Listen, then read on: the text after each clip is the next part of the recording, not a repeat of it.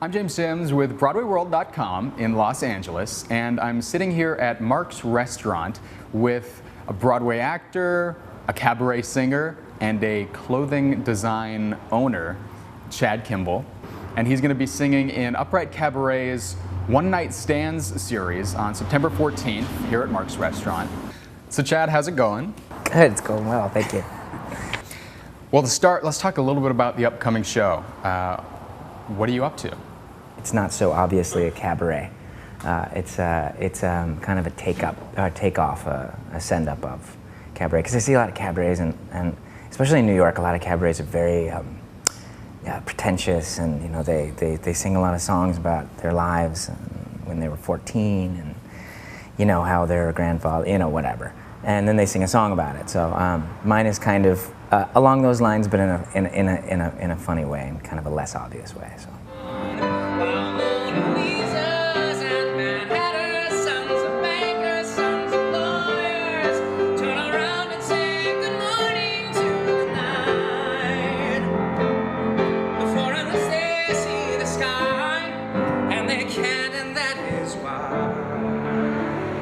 So getting to the big break and what turned out to be a little bit of a rocky start, the Civil War. Now, it was a show created by Frank Wildhorn, who he had some innovative stuff. He did Jekyll and Hyde and the Scarlet Pimpernel, but seemed to sort of miss the mark, if you will. I remember the New York Times review said, what did they call it? Generic is the operative word for the Civil War. What happened with that? To be fair, I joined the company about 3 months after they had started on Broadway, and I hadn't even graduated yet. Actually, it was 9 days before I graduated, and I just got this, total blessing. And they called, and I was like, "Oh my gosh, it was the first time I was making money in my life, except for the $150 I made at Summer Stock. That was cool." And so I was like, "I'm going to hire a personal chef," and that's ridiculous. I was a swing, so. And so we started, and like 2 weeks later, it was done. Like, I remember Jerry Zaks was in the alley, and he had his cigar, and I was like, "Zaks?" He's like, "Who are you?" It's the new doorman. So he comes on stage, and they're like, big announcement, big announcement. And of course, these guys had been with the show since it was in Texas, most of them. And so when you're with a show for so long, you're in love with it. And I mean, they were devastated. And I was, upset too, because I was like, wait, but I haven't gone on yet. And but I did get a chance to do the thing. And I think, I don't know, Ben Brantley. He calls something generic. Another person calls it. But the fact is, call me a sucker for just great melodies and really great kind of American harmonies. But I really, really loved that music. It's still some of my favorite music that Frank has written, but also just that I've heard, in the last little while of new shows. The story so much wasn't my favorite. It didn't really have much of a story, so it wasn't really a book musical. And when we did it on the tour, which I joined the last 3 months, that became more of what it could have been on Broadway, I think, which was more of a concert. And then you were on to the next revival of Into the Woods, and you had a fun role. You were playing Milky White, the cow, and you really seemed to get noticed during that show. I did, but I didn't originally have the role. I originally was a cover, standby for Jack and Rapunzel's Prince, and so I was on the sidelines for the good 2 months of rehearsal period. You should see. I still have the script. I have doodles on every page, and we'd write notes to each other, me and Linda Muggleston, but so for 2 months I wasn't doing anything, and then we got to LA, and Kate Reinders was playing the cow, and Kate's a tiny girl, she's teeny, and this thing you had to put your arms in the leg crutches and walk, and it was impossible for her. And so one day she said, she's like, "Will you go to James Lapine with me and talk to him about, just to have someone there to support me?" I was like, "Sure." We're in LA at the Amundsen during tech rehearsals, and it just wasn't working, because she was just it was too much. And so we go, and she starts crying to James Lapine. And she's like, you know, I can't do it. And I'm kind of like, oh. And I don't know if James does well with tears, but but he's like, he looked at me and he's like, Chad, can you do it? And I was like, yeah, sure, I guess. And the suit was a little tight, but I mean, instantly I was like just so excited to be doing something. The summer sun shines like diamonds. The summer sun high in that baseball sky shines like diamonds. And the sun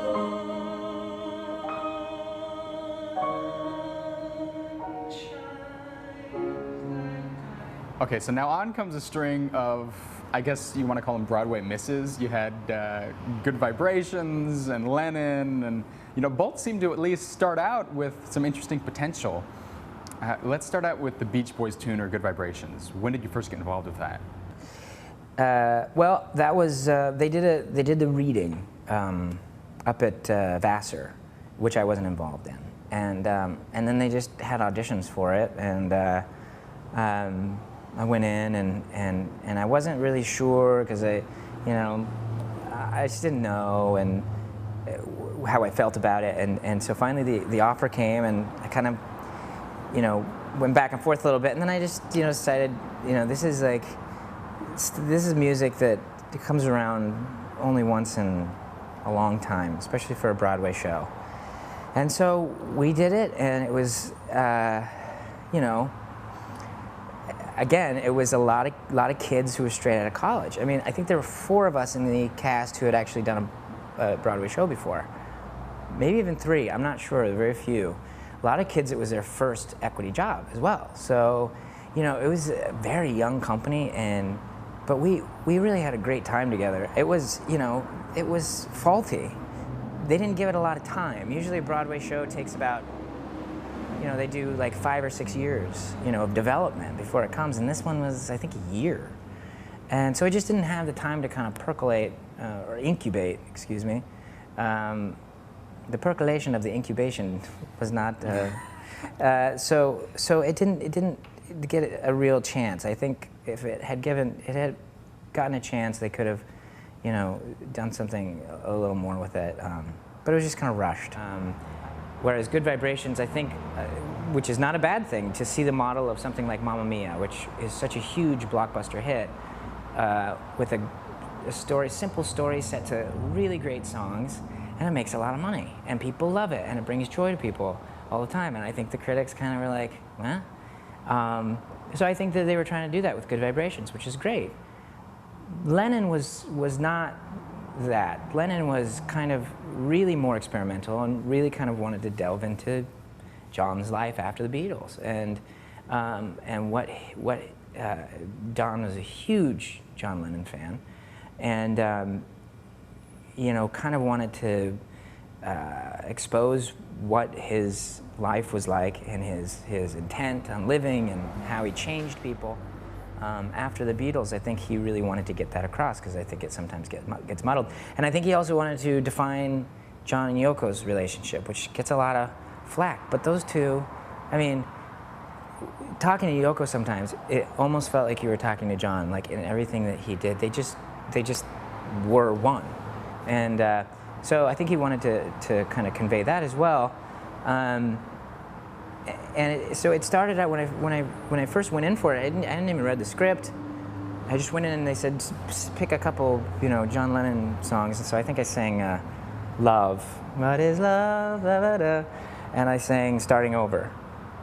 And they were like, "Great, thanks." And I read there was a little side, and I read a little thing in an English accent, and but I didn't do a Joan accent yet.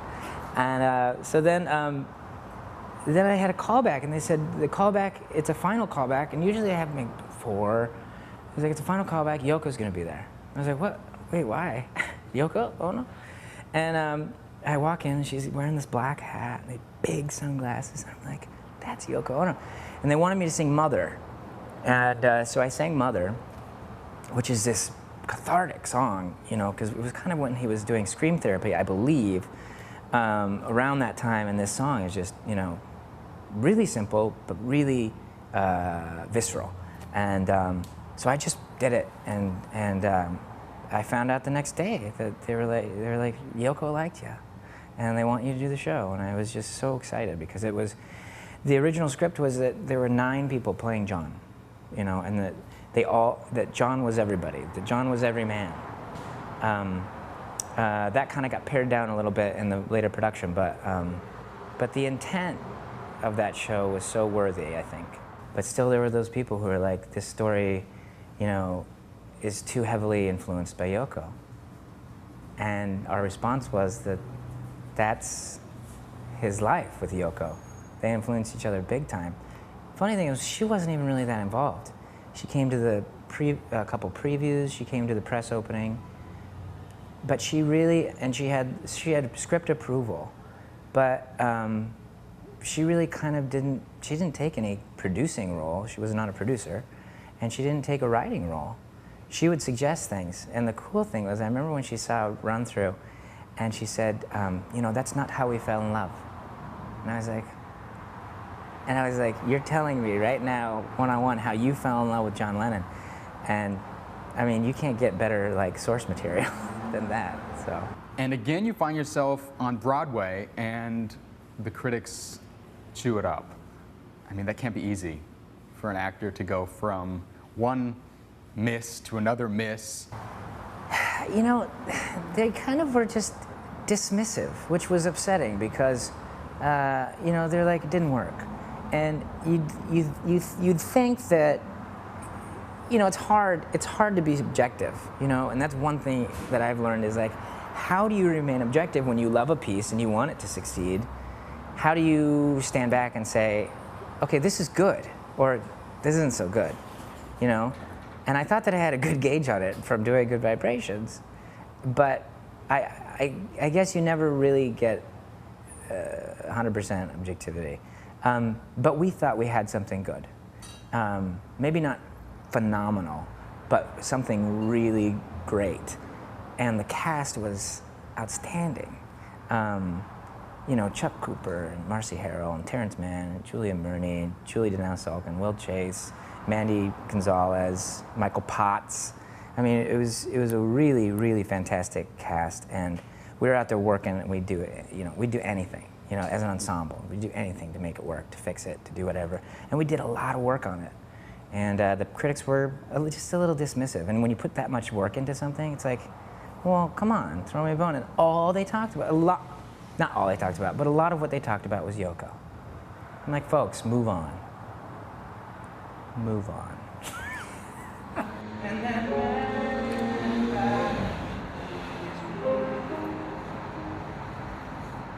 And it's what you'd call a dream.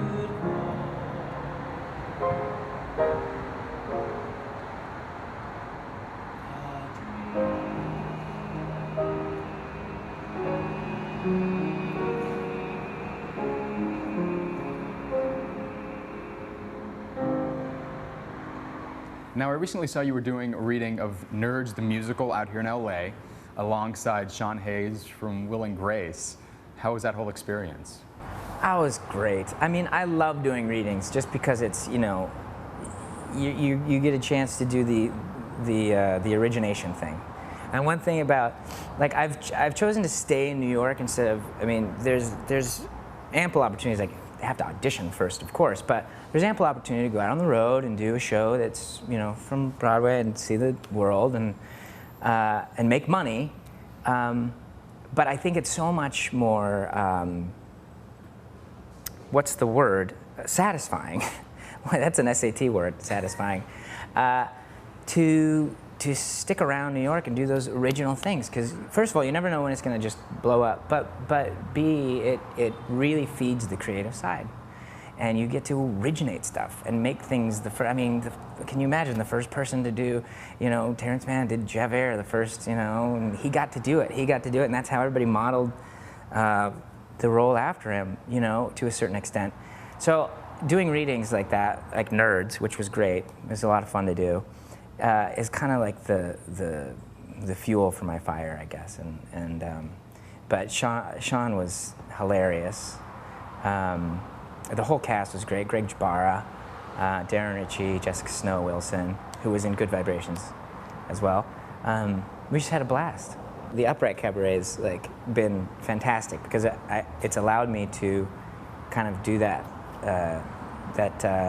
creative expression that I haven't been able to do a lot out here, and they're great guys, and we're doing my show, and I'm also doing Little Fish, the musical. I don't know if you knew about this. I heard rumblings of it. Yes. What is Little Fish? Little Fish is Michael John LaCusa's musical that he did at second stage off Broadway about 3 years ago, I want to say. And it's starring Alice Ripley and Greg Jabara, who I did Nerds with, and some other people, Brooke Tansley, who was Belle in Beauty and the Beast on Broadway, and Robert Torti. It's going to be fantastic. We started rehearsals like a week ago. We're doing the cast recording on Shookaboom Records that they didn't get to do in New York. And it's at the Blank Theater, which is 99-seat theater, no microphones. It's going to be just live. And we've started rehearsals, and I mean, it's really exciting actually. The Healy Company, we're getting these Heelys. You know the Heelys that the kids wear, and we're wearing them in the show. We're going to be doing Heely stuff, which I'm a little afraid of. So if you come to the show and I've got elbow pads and goggles, it's because I'm not very good at the Heelys. Well, is that like the ghetto Xanadu? Exactly. Well, Chad, thanks so much for chatting today. Hey, thanks, man. It's got a lot of songs to sing, and if I knew the tunes, I might join in. I'll go my way alone. I'll grow my own seed shall be sown in New York City. Subway's no way for a good man to go down. Rich man can ride, and the hobo he can drown. And I thank the Lord for the people I found. So make sure to check out Chad Kimball's show at Mark's Restaurant here in Los Angeles as part of Upright Cabaret's One Night Stand series on September 14th. And you can find out all the details about all of the other Upright Cabaret One Night Stand shows on our website on the Los Angeles section, or you can go to their website. They're on MySpace. Just check out myspace.com/uprightcabaret. In Los Angeles for BroadwayWorld.com, I'm James Sims.